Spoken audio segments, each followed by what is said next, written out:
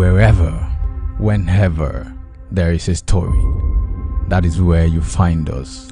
Where the gist is developing, that is where we cast our net. Where there is a drama, you can trust us to act it out. And where there is news, reporting is our delight.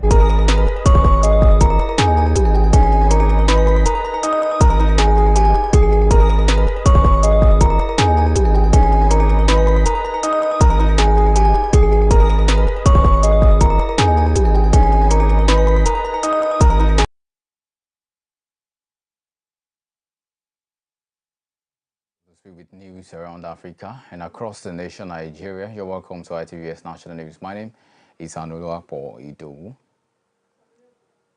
The Nigeria Service Chiefs are currently responding to inquiries from the National Assembly about the state of insecurity in the country.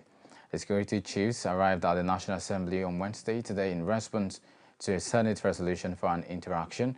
They entered the hallowed chambers at 12:39 to meet with the Senate committee. The invitation of the service chiefs was prompted by the alarming levels of insecurity with Abuja, the federal capital, under siege.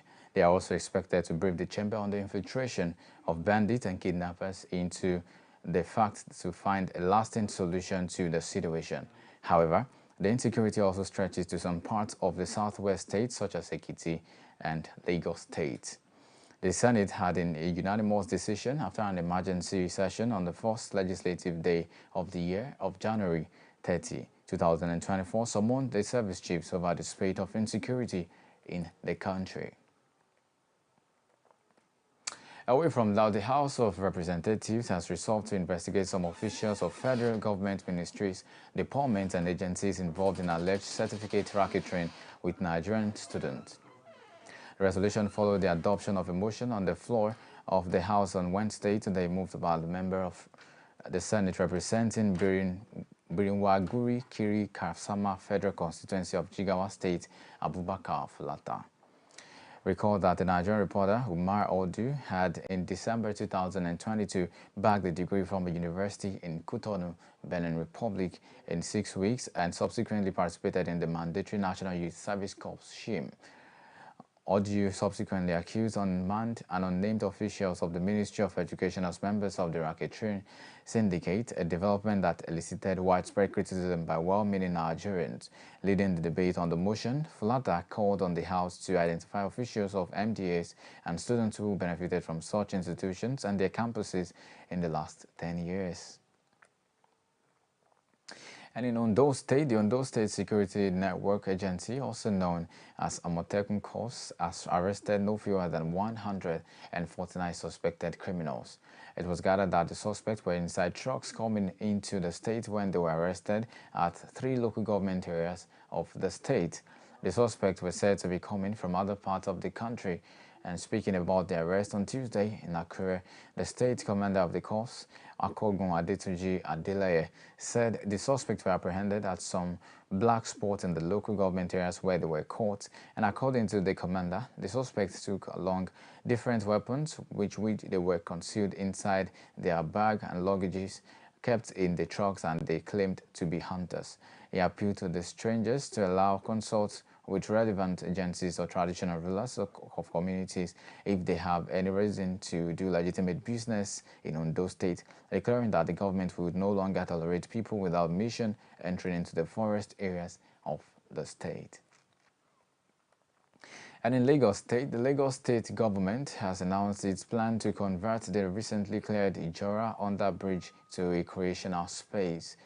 According to reports on Saturday that after a 5-day quit notice, the government destroyed illegal shanties occupied by squatters under the bridge. The State Commissioner for the Environment and Water Resources, Tokunbo Wahab, had lamented that block molders, fuel swellers, and miscreants occupying the space under the bridge pose a security risk, stressing the government would not allow it to continue.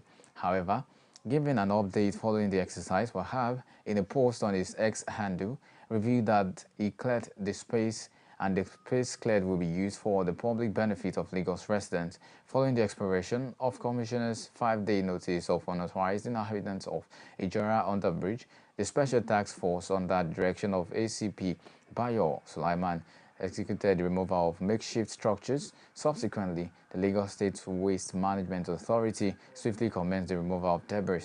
This endeavor aims to restore the public space for the benefit of Lagos residents, with community members also participating in the inspection and planning processes.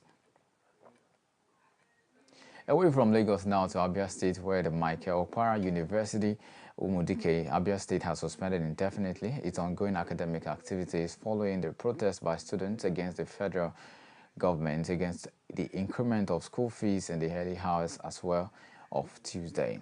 The Vice Chancellor of the school, Professor Madu Ebisi Iwe, that academic activities of the institution had been suspended indefinitely after the violent protest. The school management advised all the students to vacate the university premises immediately or no later than 5 o'clock p.m. on Tuesday, February 6, 2024.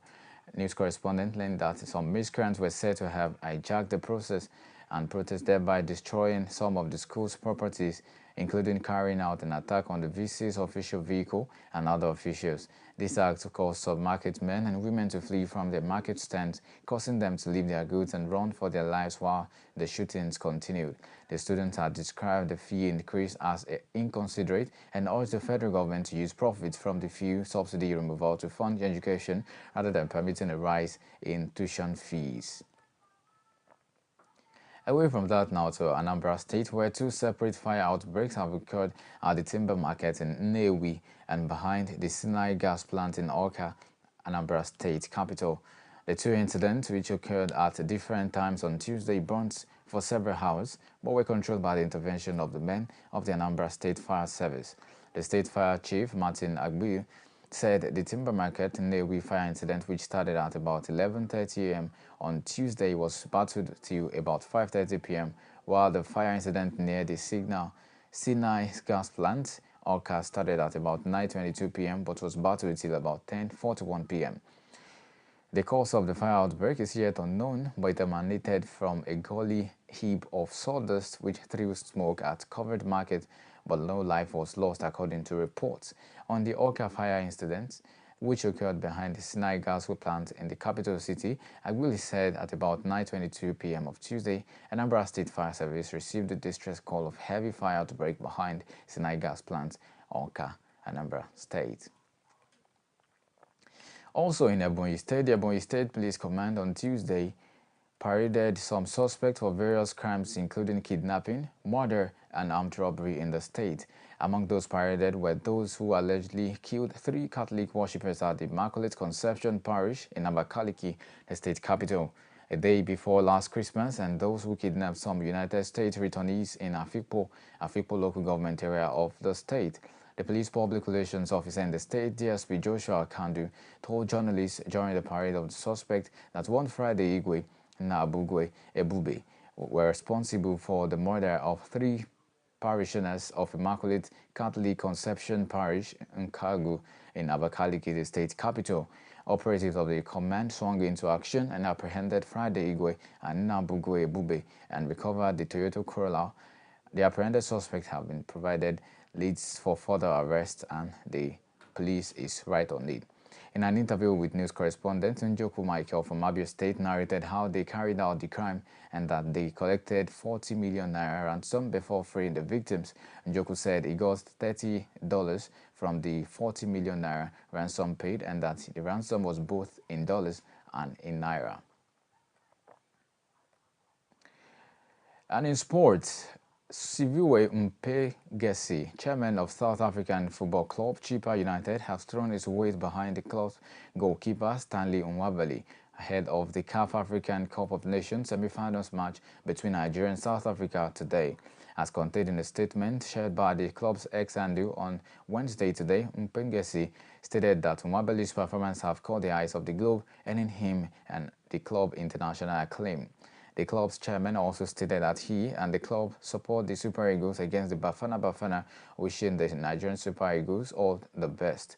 Nigeria's football team has maintained a steady win form in the AFCON so far, earning 4 victories in 5 matches, including a 1-0 win over Ivory Coast, a 2-0 win against Cameroon, followed by a 1-0 win in the quarterfinals against Angola. He equally praised the South African Premier Soccer League for having the highest number of domestic players at the tourney, including native 5 players and others from Nigeria, Namibia, Ghana, and host nation Ivory Coast. Nigeria faces South Africa in an anticipated semi-final clash at the Stade de la Paix in Bouquet, Ivory Coast by 6 p.m. local time, Nigerian time. And with that, we come to the end of the news today on Immaculate Television. Once and again, thank you for joining. On behalf of the entire news production crew, we say do enjoy the rest of your day. Bye for now.